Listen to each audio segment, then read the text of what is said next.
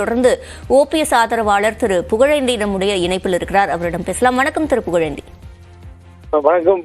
இப்ப இந்த வழக்கை விசாரிக்க முடியாது அப்படின்னு நீதிமன்றம் சொல்லி இருக்கிறது ஓபிஎஸ்க்கு ஒரு பின்னடைவு தானே? அது மட்டும் இல்லாம செம்மலை தெரிவிச்சிருக்காரு, குழப்பத்தை ஏற்படுத்த தான் இந்த ஒரு முயற்சியை நீங்க மேற்கொள்றீங்க அப்படின்னு. அனுபவமிக்க அரசியல்வாதியாக அண்ணன்மார்கள் எல்லாம் பேசுகிறார்கள். அவர்கள் நிதியை பற்றி பேசுகிறார்களா, நீதியை பற்றி பேசுகிறார்களா என்பது எனக்கு தெரியாது. அது உண்மைக்கு தான் வெளிச்சம்.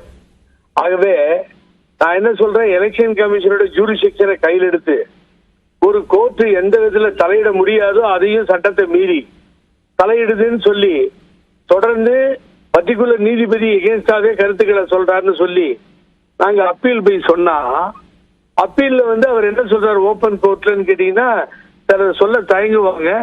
இது எல்லாமே எலெக்ஷன் ஜூரிஸ்டிக்ஷன் தான், போரம் தான், எனக்கு வராதுன்றதை நான் ஒத்துக்கிறேன், அது எலெக்ஷன் கமிஷன் நீங்க சொல்லுங்க அப்படின்னு சொல்லியிருக்காங்க.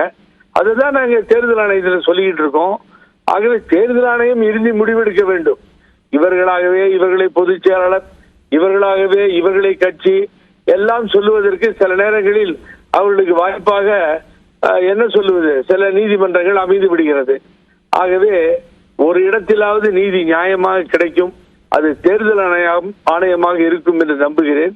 பொறுத்திருந்து பார்க்கலாம். 2-3 நாட்கள் நியூஸ் 18க்கு பதிவு பண்ற எல்லாமே வெளியில வந்துடும். ஒன்னும் கவலை இல்லை. 2-3 days தான். இணைப்பில் பதிலளித்தமைக்கு நன்றி திரு புகழேந்தி.